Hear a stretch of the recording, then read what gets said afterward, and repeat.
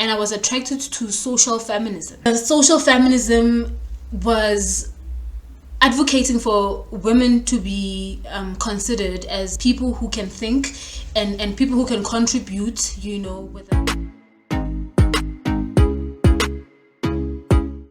Hello YouTube, welcome to my channel. My name is Sister Oz.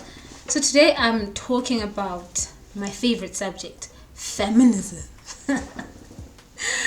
And I just want to talk about why I feel like if you're a cis woman and you are interested in marrying a cis male, then I don't think holding feminist views is the way to go,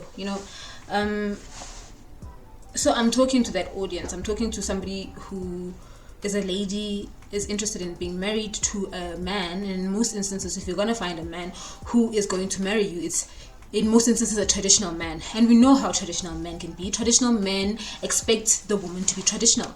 And I do know to a certain extent that that is a lot of bullshit, because men play around in their own views and stuff like that.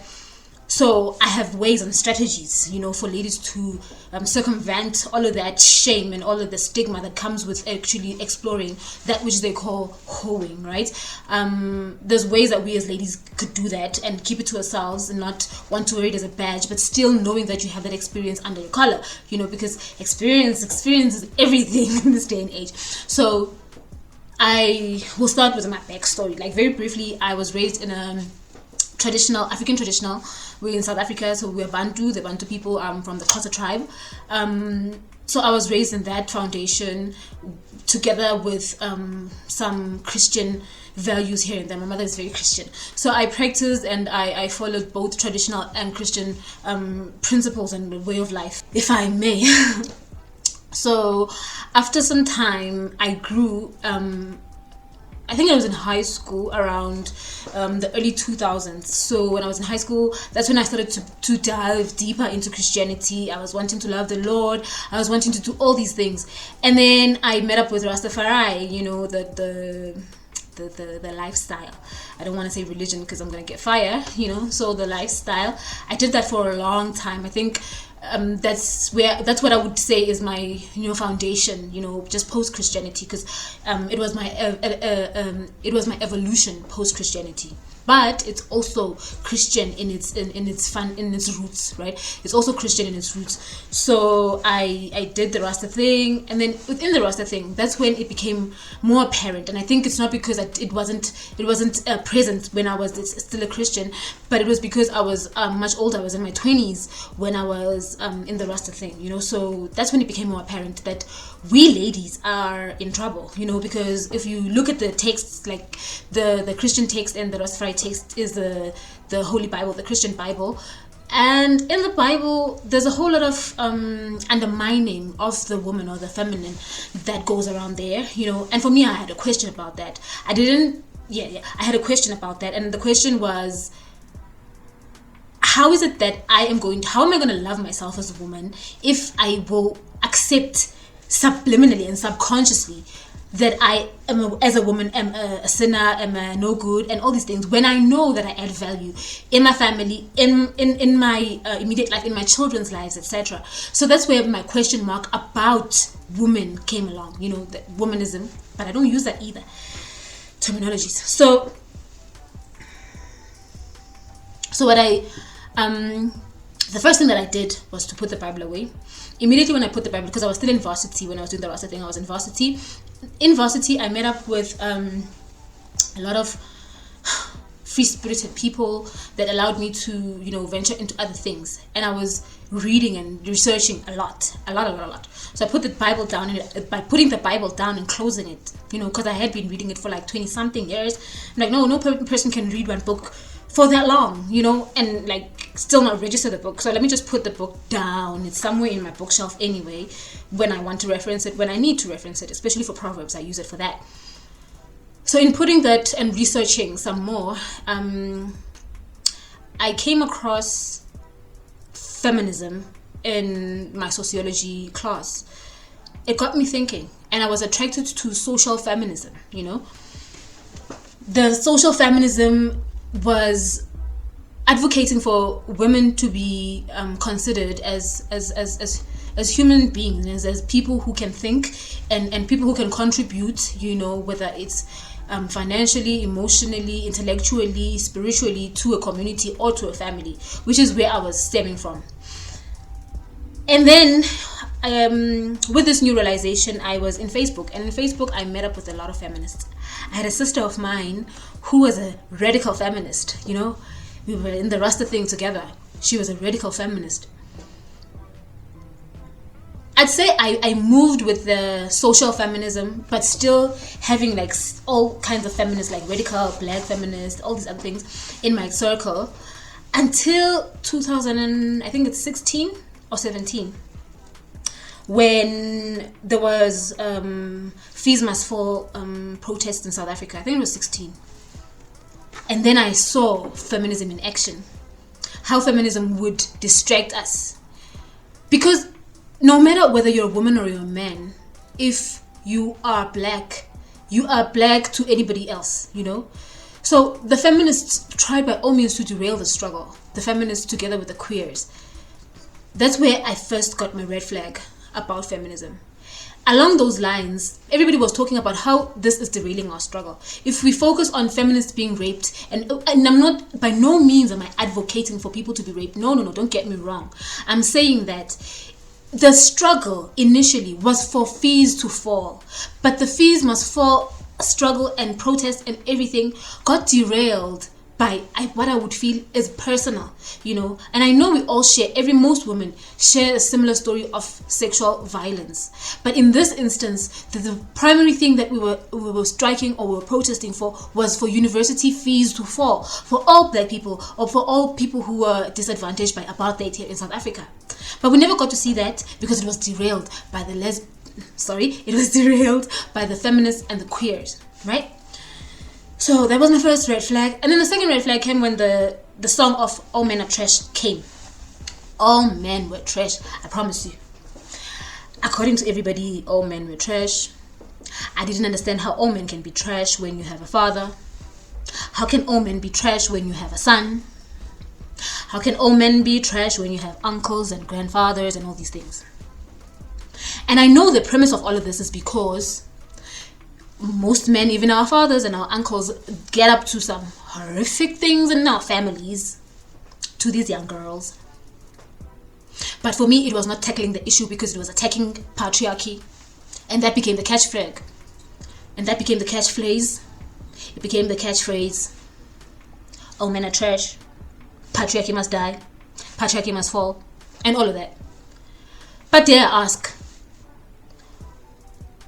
what are we going to do without patriarchy, dear people? Isn't everything a balance?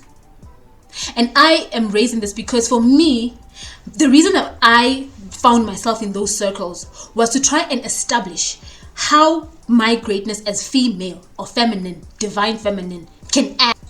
And that became the catchphrase. It became the catchphrase. All men are trash. Patriarchy must die. Patriarchy must fall. And all of that. But dare I ask, what are we going to do without patriarchy, dear people? Isn't everything a balance? And I am raising this because for me, the reason that I found myself in those circles was to try and establish how my greatness as female or feminine, divine feminine, can add to wherever it is that I am, as opposed to wanting to be a man so that I can compete with men. For me, it feels like it doesn't make sense because I cannot beat men at being men, but I can definitely beat men at being women. I can definitely beat men at being a woman. I can definitely beat men at being a woman. I'm a woman. I was born a woman. Naturally, I don't even have to think about it.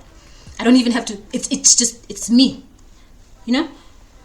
So with all these realizations, the final realization came from when I realized that when people are bitter, and when people, especially women, when they don't get their way, they become very bitter. And from being bitter,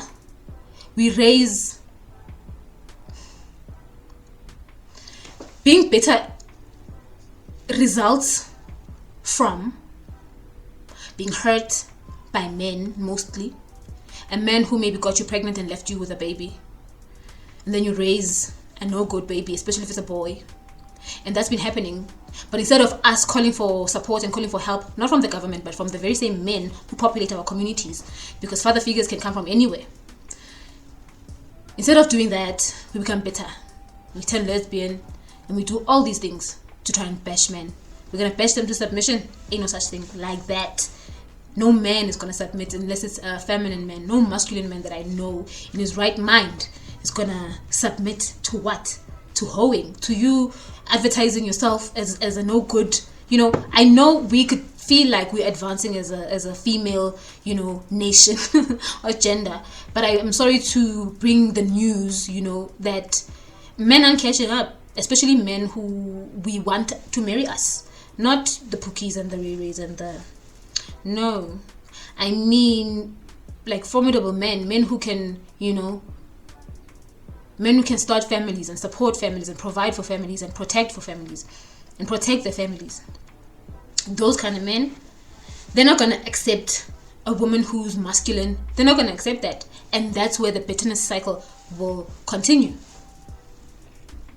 Because maybe at first you might have caught his attention, and maybe just maybe he thought that you were it, and then your masculinity came over, and then he couldn't deal with it anymore. So I feel like we've been fooling ourselves, and I feel like feminism is not our struggle, especially for conservative people. It's for the liberals, and in most instances son who are lesbians who hate men. And I cannot jump on a bandwagon of people who hate men when I love men, when I have a son and raising a man. So I just can't, and I respect men so much in my life. I know that I cannot be me without a man. I know that I could not be complete without a man. I can survive, but I could not be complete. I can survive, and I can do a lot of things in this household on my own, but it's not necessary, and I don't want to. I just don't want to. I don't want to lie to myself and say that I'm so strong that I can survive without a man. No. I can exist, but my life will be difficult in doing so. Even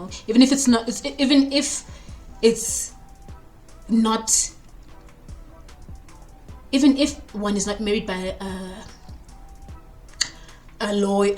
Even if one is not married by a king, in the royal sense, or a minister or a president, but even if one is not married by a king, in the royal sense, or a minister or a president, but a hardworking man, a man who has the intention to protect and to provide for his family and his children, that's a good man, and for me, deserves any kind of respect, deserves the same respect that a king would get, that a president would get, that a prime minister or whatever could get. So I'm here to say, if we really want to see ourselves in healthier relationships, we need to be at peace with our femininity and actually dissect the concept of femininity and what it actually means, and not think that it is a curse, and not think that it is a weakness. It is not a weakness. We've been convinced that it is a weakness, and that is my duty, and my channel is for that. It is for shining the light on femininity and shaming those who want to taint the title of queenness, which I'm trying slowly letting go of, because Trumpy people are calling themselves queens now, and all of a sudden we, the people who actually embody the concept, are seeming stupid and ridiculous. So anyway, that's my rant. I hope you enjoyed the video. If you like the content and you would like to see more of the content, please subscribe to my channel and like the video. If you do, comment and tell me, what are your thoughts on feminism? Do you think the world needs feminism? Do you think that without feminism, women's rights would be trampled on? Tell me what your thoughts are. Catch you on the next video, people. Bye.